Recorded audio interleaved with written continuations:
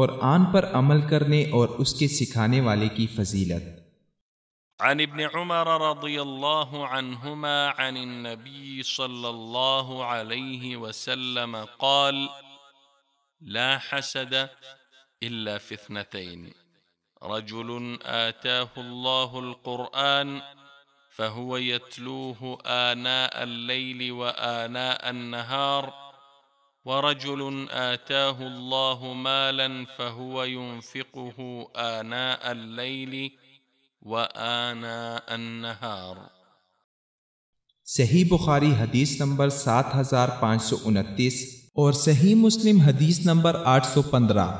حضرت ابن عمر رضی اللہ عنہما نے بیان کیا کہ نبی کریم صلی اللہ علیہ وسلم نے فرمایا، رشک کے قابل تو دو ہی آدمی ہیں، ایک وہ جسے اللہ نے قرآن دیا اور وہ اس کی تلاوت دن رات کرتا رہتا ہے، اور دوسرا وہ جسے اللہ نے مال دیا ہو اور وہ اسے دن رات خرچ کرتا رہا۔